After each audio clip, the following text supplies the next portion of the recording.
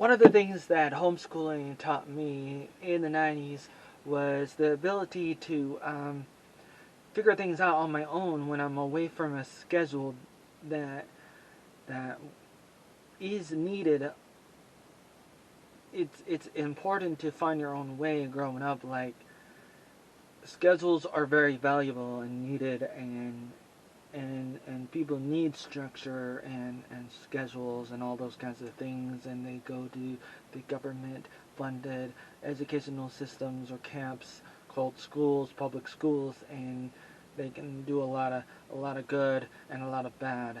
And at some point you got to figure out what kind of world do you want your children to have, and are they going to be able to think outside the box. And you're thinking, well, I want my children to be able to socialize with people, and they definitely can, because it's not like you're going to be locked inside a basement or the Arnold attic all the time. It's like, I interacted with a lot of people growing up, and then I went to public high school, but before that I was interacting with people in clubs and in the neighborhood and all around. Like, I did a lot of things. I was hanging out with people, and sometimes you need that and sometimes you don't.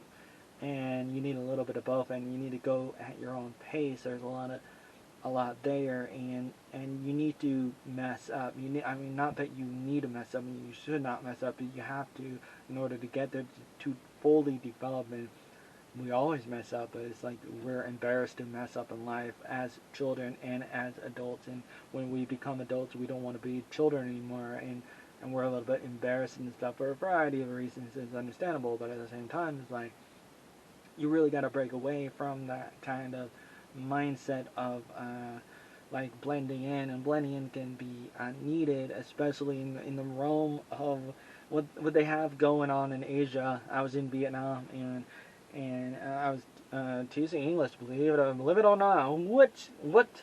Yes, I was doing that, and I was like learning a lot about Asian culture and about the Vietnamese, and I see a lot of good in the concept of collectivism, and the whole world has it or had it in a variety of ways all around the world. Even like Western civilization had it too, in Europe, and then when America started developing in the 1700s, especially, like, as a country, not just as a settlement.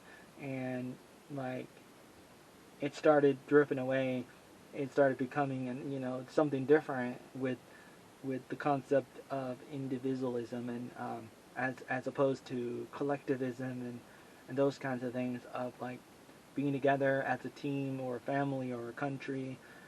There's a lot of good that can come out of it, but at the same time, if you're heading in the wrong direction as a family or as a country, then you could be thrown off a cliff. You could be pushed down, shoved off a cliff, and there's little you can do unless if you can really wake up and think outside the box and be able to think in isolation, but also in perspective of everything else. You got to be able to have that critical mind to be able to go in and out of different perspectives and mindsets, and everything. And you got to be able to figure out, like, you need to figure out, oh man, who are you, what kind of person you want to be, kind of thing. And you need a good foundation, and it's critical. Otherwise, your whole world is going to crumble.